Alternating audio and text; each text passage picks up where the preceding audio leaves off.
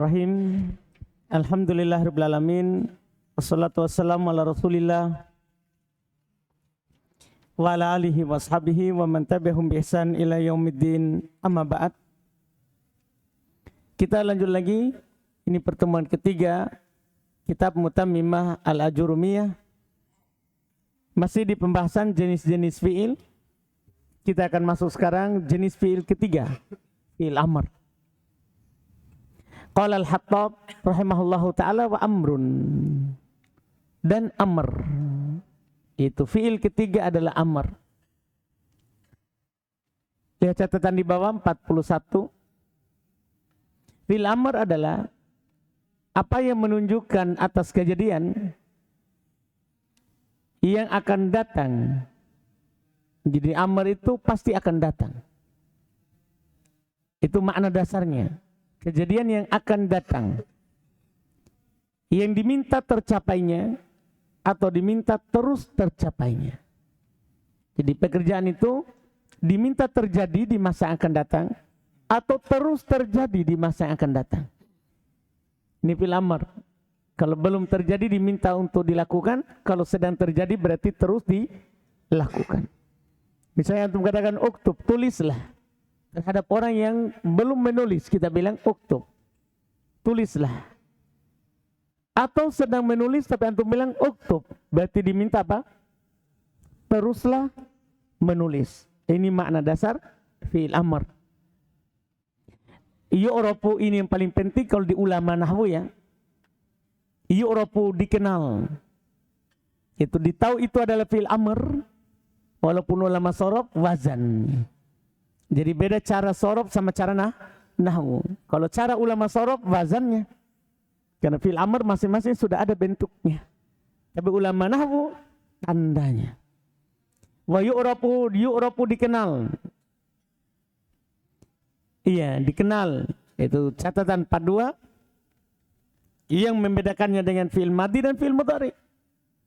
Yang membedakannya dengan fi'il madhi dan fi'il mudhari. Bidalalatihi ala tolabi, satu, dengan penunjukannya di atas tolab, permintaan. Itu tanda pertama dari fi'il amr, menunjukkan atas tolab, permintaan. Karena ketika antum bilang uktub, antum meminta untuk menulis. Ijlis, antum meminta untuk duduk. Jadi itu pertama. Tanda kedua, wa qabulihi ya al-mukhatabati, dan penerimaannya terhadap ya mukhatabah. Ya yang menunjukkan seorang perempuan yang diajak bicara. Ini dua tanda fi'il amr.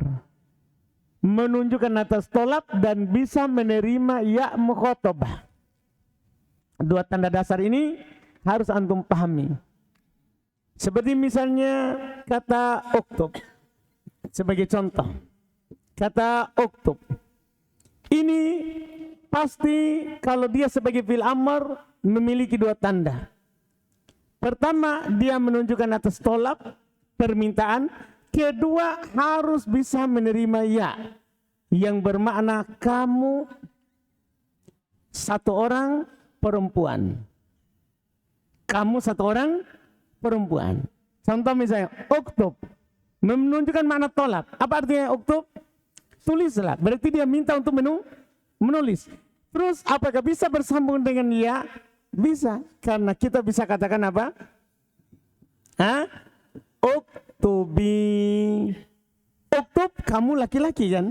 Uktub, kamu, ya kamu apa?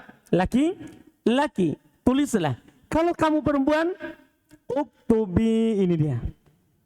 Kalau bisa bersambung dengan ya, paham kan? Mu'annatatil mukhatabah menunjukkan satu orang perempuan diajak bicara, maka itu fi'il amr. Tapi harus dua ini tergabung, tidak boleh salah satunya. Kalau hanya menunjukkan atas tolab, seperti mereka mengatakan nanti ada kata soh. Soh ini artinya uskut, diamlah. Kita bilang itu dibilang soh. Ya, diamlah. Ini kata soh menunjukkan atas tolab, diamlah. Tapi tidak bisa menerima ya. Tidak pernah dalam bahasa Arab dikatakan sohi. Tidak bisa. Berarti dia bukan fi'il amr. walaupun menunjukkan atas tolab. Ada lagi fiil taktub. Taktubung. Dia ini bisa menerima ya mukhatabah. Iya. Taktubina. Taktubina. Jadi taktubu menjadi apa? Taktubina. Taktubu, kamu laki-laki sedang menulis. Taktubina, kamu perempuan sedang menulis. Berarti bisa menerima siapa? Ya mukhatabah. Apakah dia fi'il amr? Hah? Bukan. Kenapa? Tidak menunjukkan atas tolab. Jadi harus dua. Harus menunjukkan atas tolab dan bisa menerima ya mukhatab. Kapan salah satu saja, dia hanya tolab saja. Seperti soh. Tidak bisa menerima ya. Bukan fi'il amr. Kalau bisa menerima ya, kedua saja. Bisa menerima ya, tapi tidak menunjukkan atas tolab. Bukan juga fi'il amr. Jadi bukan ini fi'il amr. Ini juga bukan fi'il amr. Yang fi'il amr ini karena menunjukkan atas tolab sekaligus menerima ya mukhatabah. Di dua buku sebelumnya saya belum tekankan ini. Sekaranglah saatnya kita pahamkan fi'il amr secara nahwu. Kalau secara sorof antum pasti paham. Namanya fi'il amr tidak mungkin taktubina. Tidak mungkin kan? Tidak bisa fi'il amr bentuknya seperti itu. Karena fi'il amr itu dibuat dari fi'il mudhari. Tentunya harus tidak punya huruf mudhari. Itu disorot. Tapi ini sekarang kita berbicara nahwu. Nahwu itu fokus kepada tandanya, bukan lafadznya. Tanda fi'il amr adalah menunjukkan atas tolab dan bisa menerima iya. Kalau hanya tolab tidak bisa menerima ya, bukan fi'il amr. Kalau hanya bisa menerima ya, tidak menunjukkan makna tolab, bukan fi'il amr. Harus dua itu. Harus dua itu. Dipahami ini fi'il amr? Wildan? Nah? Yakin? Yakin. Paham betul? Yakin? Hah? Atau belum? Jadi berapa tanda fi'il amr? Hah? Dua. Apa itu? Tolab sama ya. Maka di catatan 43, lihat di bawah catatan 43. Dua tanda ini wajib ada pada fi'il amr. Paham saya bilang itu? Jadi dua tanda itu wajib ada. Kenapa? Kalau tidak ada, tidak mungkin itu dikatakan fi'il amr. Jelas pembahasan sekarang? Wajib ada dua tanda itu pada fi'il amr. Nah contoh, kumi wadribi, ini jelas ini. Kumi berdirilah dan ada ya. Wadribi pukullah, makna tolab dan ada ya. Itulah fi'il amr. Karena ada dua tanda itu. Karena ada dua tanda itu. Kemudian berikutnya adalah wa minhu, dan diantaranya, yaitu termasuk fi'il amr. Lihat dulu catatan 44. Di antara kata yang termasuk fi'il amr. Di antara kata yang termasuk fi'il amr. Pokoknya kalau ada catatan, ada sesuatu itu. Harus kita turun ke bawah. Iya. Hati wa ta'ala alal asah. Hati dan ta'al di atas pendapat yang sahih. Berarti ini isyarat dari Al-Imam Al-Hattab bahwa hati dan ta'al itu diperselisihkan. Apakah dia fi'il amr atau bukan fi'il amr. Tapi yang sahihnya alal asah, di atas pendapat yang sahih. Dia adalah siapa? Fi'il amr. Dipahami ini? Kenapa? Tadi ciri-cirinya. Hati menunjukkan atas tolab. Hati, datanglah. Iya, datanglah. Atau kemarilah. Atau bisa untuk katakan datangkanlah. Iya, itu berarti makna perintah. Terus bisa menerima ya. Hati, bisa. Ta'al, ta'al, kemari. Kemari. Berarti tolab. Terus bisa menerima ya mukhatabah. Ta'alai. Ta'al. alai. Dipahami ini? Jelas ini? Jelas pembahasannya ini? Ya? Jelas. Nanti di buku kelima akan dijelaskan bentuk tasrifnya ini dua kata ini. Tasrif fil amarnya, tasrif logawinya. Di buku yang lebih tinggi lagi sedikit. Yang penting sekarang untuk tahap ini, kamu mengetahui bahwa hati ta'al fil amar. Kamu buku sekarang ini, karena di buku pertama dan kedua tidak ada itu. Sekarang kita mulai dimasukkan kata-kata yang diperselisihkan, tapi masih buku dasar ini hanya berpendapat menyampaikan yang kuat. Belum ada perselisihan. Adapun kalau mau mengetahui siapa yang berselisih, apa perselisihannya, butuh buku yang lebih tinggi lagi. Itu nanti kita akan dapat di buku Qatrun Nada insyaallah. Antum bisa paham ini pembahasan? Itu untuk fil amr. Selesai. Ada pertanyaan untuk fil amr? Sebelum kita keluar ke huruf Wildan. Jadi hati dan ta'al fil apa ini Wildan? Fil amr. Berdasarkan pendapat yang kuat.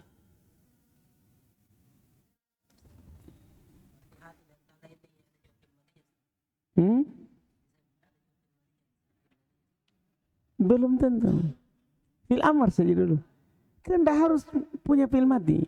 Apakah antum akan mengetahui bahwa antum punya keyakinan bahwa kalau ada fil amr pasti ada madi? Belum tentu.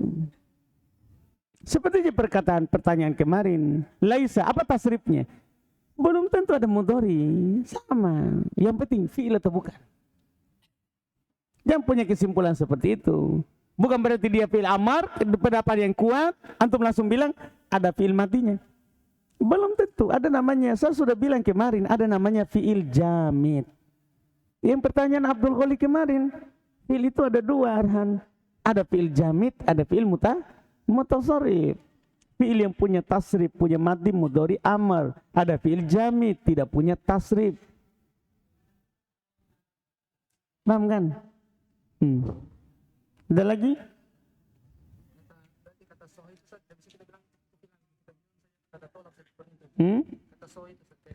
Soh itu kita bilang apa? Enggak. Ada namanya lain nanti. Jadi kalau enggak masuk di fi'il amar, padahal dia menunjukkan atas tolab, apa maknanya, apa namanya? Ada nanti. Di sini juga ada. Sabar saja dulu. Yang penting bukan fi'il amar kalau hanya menunjukkan atas tolab tidak bisa menerima ya, atau bisa menerima ya tapi tidak menunjukkan atas tolab. Paham kan? Ada pertanyaan lagi? Sudah berarti? Alhamdulillah. Baik.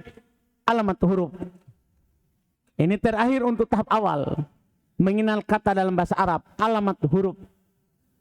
Wal harfu ma la yasluhu ma'ahu dalilul ismi wala dalilul fi'li. Wal harfu dan huruf adalah ma la yasluhu ma'ahu, apa yang tidak cocok bersamanya. Huruf adalah apa yang tidak cocok bersamanya. Dalilul ismi, tanda isim. Dalil artinya tanda. Apa yang tidak cocok bersamanya, tanda isim. Wala dalilul fi'li, tidak pula cocok padanya dalil fi'il. Apa tadi dalil? Tanda fi'il. Jadi kalau tidak bisa masuk padanya tanda isim, tidak masuk padanya tanda fi'il, maka itu adalah huruf. 46, catatan 46. Tanda huruf adalah tidak dapat menerima tanda-tanda isim dan tanda-tanda fi'il yang telah berlalu penyebutannya. Huruf tidak bisa disandarkan. Huruf tidak bisa dikasroh. Tidak bisa dijer. Iya kan? Huruf tidak bisa beral. Huruf tidak bisa bertanwin. Huruf tidak bisa kemasukan huruf jar. Itulah tandanya. Huruf tidak bisa kemasukan kode. Huruf tidak bisa kemasukan sin. Tidak bisa kemasukan saupa. Tidak bisa kemasukan tak tanis sakinah. Paham ini kan? Kalau tidak bisa masuk padanya tanda isim yang lewat, tidak bisa masuk padanya tanda fiil yang sudah lewat, maka itu cirinya siapa? Huruf. Kan hanya 3 kata dalam bahasa Arab. Kalau bukan isim, ya fiil atau huruf. Kalau bukan fiil, berarti isim atau huruf. Kalau bukan isim dan fiil, berarti huruf. Hanya 3, tidak ada keempat. Tidak ada keempat. Seperti hal, fi, lam. Belum contohkan 3. Ada faedahnya ini contoh. Hal, fi, lam. Belum mencontohkan dengan 3 huruf, 3 kata ini. Catatan 47.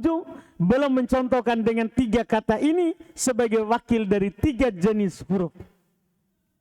Pertama, huruf yang bisa masuk pada isim dan fiil. Seperti hal. Hal bisa masuk pada isim dan fiil. Antum bisa katakan hal dhahaba Zaidun, bisa juga masuk pada isim. Hal Zaidun qaimun, bisa, itu hal. Kedua, huruf yang hanya masuk pada isim seperti fi. Ini kan huruf jar. Tidak bisa masuk pada fiil, hanya masuk pada isim. Ketiga, huruf yang hanya masuk pada fiil seperti lam. Seperti siapa? Lam. Lam ini hanya masuk pada siapa? Fiil. Ini fungsi dari pencontohan penulis. Bahwa huruf ada 3 jenis. Ada bisa masuk pada isim dan fiil, ada hanya bisa masuk pada isim, dan ada hanya bisa masuk pada fiil. Inilah huruf secara sederhananya begitu. Iya, selesai. Berikutnya kita masuk tahap kedua. Babul i'rabi wal bina'i, bab i'rab dan bina. Dan inilah bab paling penting. Karena bab sebelumnya itu hanya pendahuluan. Inilah inti dari pembahasan nahwu, mengenal i'rab dan bina. Kata yang berubah dan kata yang tidak bisa berubah. Pertama i'rab. Al-i'rab tagyiru awakhiril kalimi likhtilafil awamilid dakhilati 'alaiha labdon au taqdiran. Sudah 3 kali kita ulang ini kata lafaz. I'rab adalah tagyir, perubahan. Awakhiril kalimi, akhir sebuah kata. Perubahan akhir sebuah kata. Ada catatan dulu di bawah 48. Perubahan yang dimaksud adalah perubahan keadaan akhir kata berupa harokat atau sukun. Karena jangan sampai kita pahami perubahan akhir sebuah kata maksudnya huruf terakhirnya. Paham kan? Jangan sampai kita katakan yang berubah adalah huruf terakhirnya, bukan. Yang diinginkan perubahan di sini adalah perubahan keadaan akhir kata tersebut berupa harokat atau apa? Sukun, berupa harokat atau sukun. Likhtilaf, kenapa berubah? Likhtilafil awamili, karena perbedaan penyakit. Likhtilafil awamili, karena perbedaan penyakit. Ad-dakhilati, yang masuk, alaiha, atasnya. Jadi berubah karena berubah penyakitnya. Karena kata dalam bahasa Arab tidak mungkin berubah tanpa ada penyakit. Tanpa ada yang namanya amil. Paham kan? Yang membuat dia berubah. Labdon, apakah perubahannya secara lafaz? Au takdiron, atau secara takdir. Ada catatan pas 9 untuk labdon, perubahan yang nampak dalam ucapan. Labdon artinya perubahan yang nampak dalam lafaz, dalam ucapan. Seperti ja'a Muhammadun, ra'aitu Muhammadan, marartu bi Muhammadin. Perhatikan akhir Muhammad. Dun dan din, perubahan akhir dan nampak.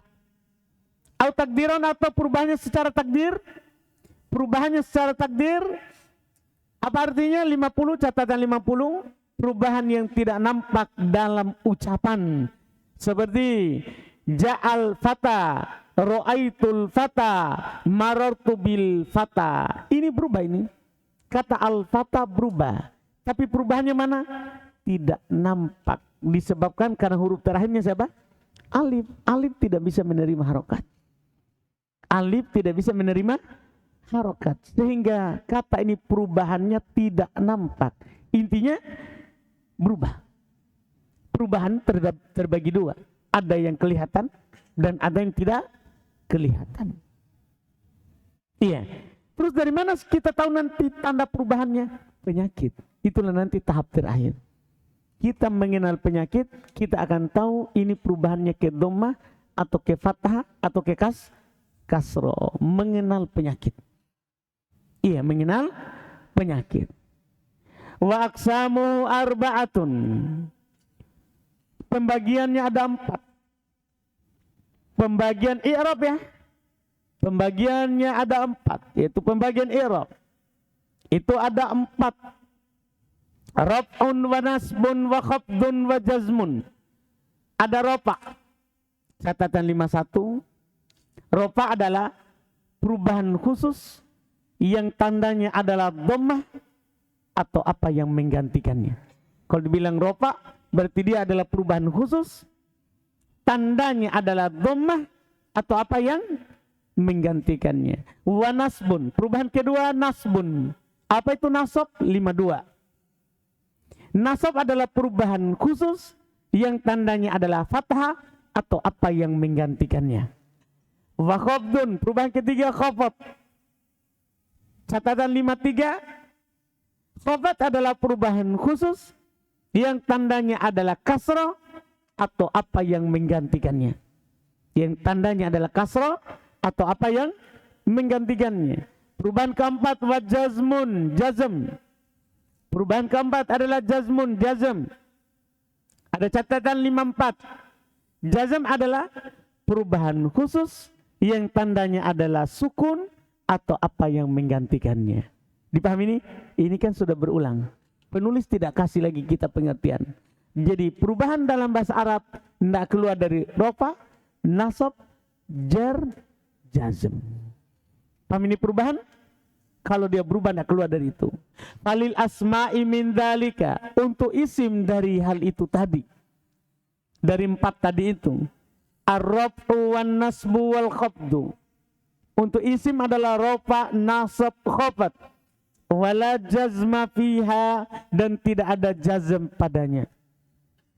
Dan tidak ada jazm padanya. Walil af'ali min dzalika, untuk fiil dari hal tersebut, ar-raf'u wan nasbu wal jazmu wala khafdha fiha.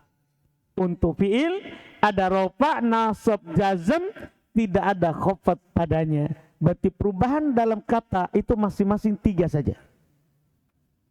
Isim 3, fiil 3. Tidak ada kata yang berubah di atas 4 keadaan. Paham kan? Jadi isim hanya bisa dirofa, nasab, jar. Tidak ada jazm, tidak ada isim disukun. Tidak ada jazm. Kemudian fiil hanya bisa rofa, nasab, jazm. Tidak ada khafad. Artinya tidak ada fiil yang di jar. Tidak ada fiil yang di jar. Nah, ini penting. Kalau albina apa lawannya? Wal bina'u, dan albina'u luzumu awakhiril kalimi. Lawan dari i'rab ya. Bina adalah luzum, tetapnya. Luzum, tetapnya. Awakhiri, akhir-akhir al-kalimi, sebuah kata. Tetapnya akhir sebuah kata. Ada catatan 55. Tetapnya akhir sebuah kata tetap pada satu keadaan dan tidak terpengaruh dengan amil yang masuk padanya. Itu dibilang bina. Tetap tidak berpengaruh pada penyakit. Misalnya antum katakan gini. Ulai, haulai.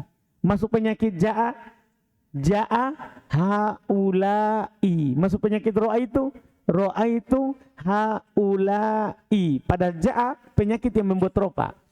Tapi dia tidak berpengaruh. Ro'a itu penyakit yang membuat nasab. Tapi dia tidak berpengaruh. Itulah dibilang bina. Tetapnya akhir kata. Harokatan. Apakah secara harokat? Pandang bukumu Iman. Pandang bukumu. Kalau saya baca. Iya. Jangan menghayal. Tetapnya akhir sebuah kata harokatan secara harokat, karena tetapnya sebuah kata itu bisa dengan harokat. Dengan harokat. Lihat catatan 56. Apakah berupa dhammah atau fathah atau kasroh? Itu maksudnya harokat. Nah, contoh tetapnya dengan harokat. Haulai. Ini tetap dengan harokat. Kasroh. Au sukunan, atau tetapnya itu dengan sukun. Kalau sukun mudah ya. Ada kata tetap dengan sukun. Nah, contoh man, kam. Berarti bisa dikatakan tetapnya sebuah kata itu terbagi 4 jenis. Iya kan? Harokat ada 3, ditambah apa? Sukun, berarti 4. Makanya boleh langsung katakan wa anwa'uhu arba'atun. Jenis tetapnya sebuah kata adalah 4. Dom, fath, kasr, sukun. Ada tetap di atas dom. Contoh di bawah catatan 57, haitsu. Ada tetap di atas fathun. Contoh di bawah 58, dalika. Di atas lagi ada tetap di atas kasrun. Catatan di bawah 59, contohnya anti. Ada tetap di atas sukun 60, contohnya hal. Inilah tetapnya kata. Tidak keluar dari dhammah, fathah, kasroh atau apa? Sukun. Tidak keluar dari dhammah, fathah, kasroh atau sukun. Ini secara umum di i'rab dan bina. Sekarang masuk di rinciannya. Wal ismu dorban. Dan isim terbagi 2. Yaitu isim mu'rab dan mabniyah. Judulnya isim mu'rab dan mabni. Wal ismu dorban, dan isim terbagi 2. Mu'rabun, ada namanya isim mu'rab, wahwal aslu, dan inilah asal. Jadi ternyata isim itu asalnya mu'rab. Apa itu mu'rab? Sebentar akan dikasih tahu oleh penulis. Asal daripada isim mu'rab. Lihat dulu catatan sedikit untuk kata asal pada isim mu'rab. 61. Asal pada isim adalah mu'rab. Wahwal asal maksudnya adalah asal pada isim adalah mu'rab. Apa itu isim mu'rab? Isim mu'rab. Wahuwa, dan dia adalah mata goyyaro akhiruhu bisababil awamilid dakhilati alaihi. Dia adalah apa yang, wahuwa dia adalah apa yang tagoyyaro berubah. Apa yang berubah? Akhiruhu, akhirnya. Bisababi, karena sebab. Karena sebab al-awamil penyakit, karena sebab al-awamil penyakit ad-dakhilati yang masuk alaihi padanya. Jadi isim mu'rab artinya isim yang berubah akhirnya karena sebab penyakit yang masuk padanya. Imma lafdon, apakah bentuk perubahannya itu lafdon? Terkadang lafdon, apa tadi lafdon? Sudah lewat tadi pengertian lafdon. Apa tadi lafdon? Nampak di akhir kata itu. Kazaidin wa amrin, seperti Zaidin dan Amrin. Nampak kan? Ja'a Zaidun ra'aitu Zaidan marartu bi Zaidin. Amr. Ja'a Amrun ra'aitu Amron marartu bi Amrin. Nampak. Wa imma takdiron, dan terkadang takdiron. Apa artinya takdiron tadi? Tidak nampak di akhir kata. Saya tidak ulang lagi karena sudah lewat catatannya. Nah, contohnya Musa. Anda katakan ja'a Musa, ra'aitu Musa, marartu bi Musa. Wal fata, dan kata al fata. Anda katakan ja'al fata, ra'aitul fata, marartu bil fata. Tidak nampak. Tidak nampak. Jangan bilang tidak berubah. Tidak nampak. Berubah tapi tidak nampak. Berubah tapi tidak nampak. Wa mabniun. Berikutnya ada namanya isim mabni. Ada namanya isim mabni. Wa huwal far'u, dan inilah cabang daripada isim. Karena asalnya mu'rab. Mabni ini adalah far'un. Wa huwal far'u, dia adalah cabangnya. Apa artinya mabni? Wa huwa ma la yataghayyaru akhiruhu. Lafadznya. Dia adalah apa yang tidak berubah, adalahnya. Kalau tadi ma yataghayyar, apa yang berubah. Kalau ini ma la, apa yang tidak. Yataghayyaru, tidak berubah. Akhiruhu, akhirnya. Bisa babil awamili, karena sebab penyakit. Apa yang tidak berubah akhirnya. Bisa babil awamili, karena sebab penyakit. Ada khilati alai, yang masuk padanya. Jadi isim mabni adalah isim yang tidak berubah karena sebab penyakit yang masuk padanya. Artinya ada penyakit masuk tapi tidak berubah. Seperti apa? Kal mudmarat. Seperti domir. Ini penyebutan isim mabni. Seperti domir. Ini satu dan kita sudah ambil ini juga di buku sebelumnya. Iya kan? Isim mabni pertama domir. Di bawah catatan nomor 2 seperti contohnya huwa, anta, ana, itu contoh domir mabni. Wa asma'i syarti, termasuk isim mabni isim syarat. Tahu isim syarat tak? Yang menjazam dua fi'il, itu isim syarat. Dia juga mabni. Lihat catatan 63, contohnya man, ma, mata, ini isim syarat. Contoh saja ini. Iya, isim syarat. Wa asma'il istifham, termasuk isim mabni adalah isim istifham. Apa itu isim istifham? Kata tanya. Mabni juga. Ini juga sudah diambil di buku sebelumnya. Belum ada yang baru ini ya. Iya, diambil di buku sebelumnya. Kata tanya. Contohnya nampat, kaifa, kam, aina. Contoh saja. Iya. Termasuk isim mabni wa asma'il isyarah. Isim isyarah. Kata apa itu? Kata tunjuk. Isim isyarah. Isim isyarah. Catatan 65 untuk contohnya. Seperti hada, hadihi, dzalika, tilka. Nanti akan datang penyebutan seluruh lafadznya di pembahasan ma'rifah dan nakirah. Ini sekedar contoh saja dulu.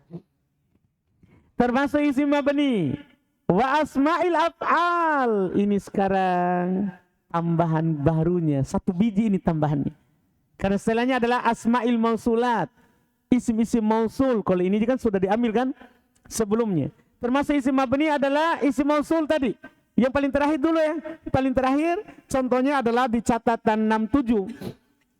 Alladzi, allati. Ini isim mausul kan? Yang kita bahas sekarang yang baru itu. Asma'il af'al, isim fi'il.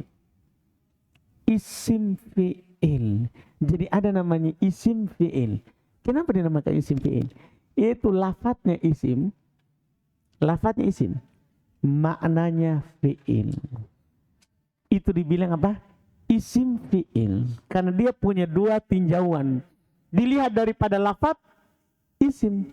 Dilihat daripada makna, fi'il. Seperti ini. Soh. Ini kata ini. Soh. Kalau antum lihat lafadznya, dia tidak masuk. Dia adalah isim.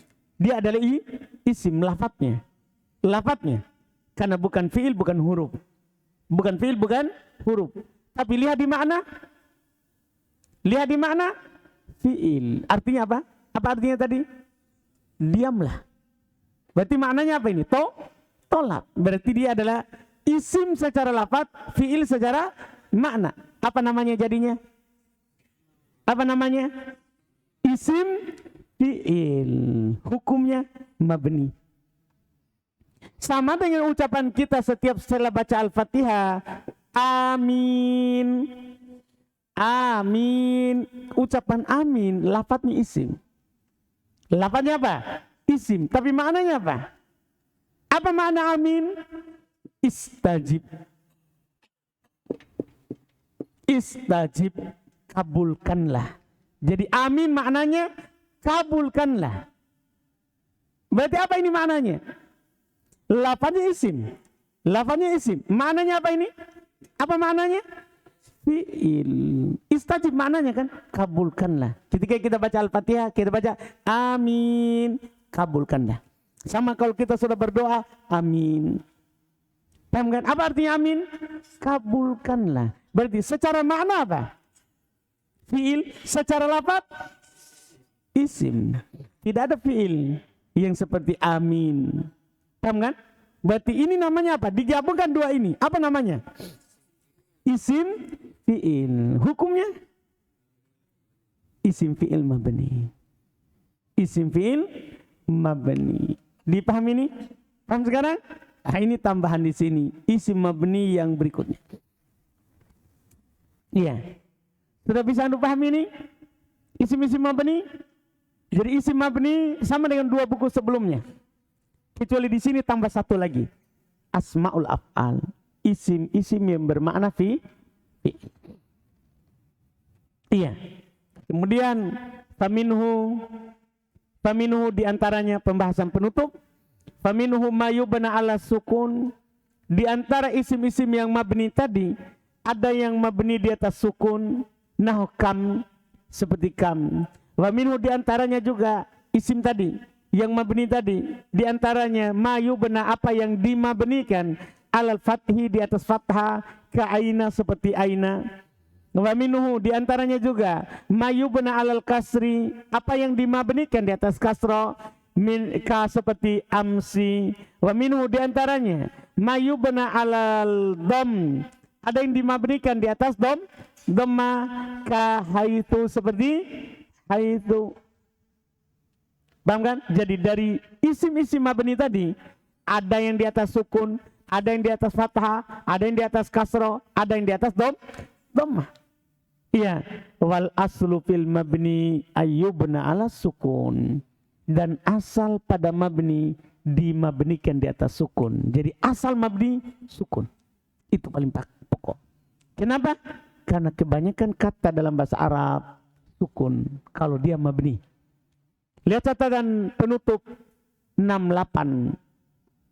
Oleh karena itu, kata dalam bahasa Arab yang mabni kebanyakannya mabni di atas sukun. Karena asal mabni apa? Sukun. Banyak sekali kata sukun mabni. Kata sukun mabni. Bahkan kalau antum jumpai kata di sukun mabni itu. Antum jumpai kata di sukun mabni. Man mabni. Ma mabni. Paham kan? Kata di sukun mabni. Karena asal kata dalam bahasa Arab mabninya itu di atas apa? Sukun. Yang lainnya itu jarang. Jarang kata mabni di atas dom, fat, kas. Paham kan? Terbanyak sukun. Jelas ini? Jelas pembahasan kita sekarang? Alhamdulillah. Sampai situ dulu. Berikutnya lagi tentang fi'il.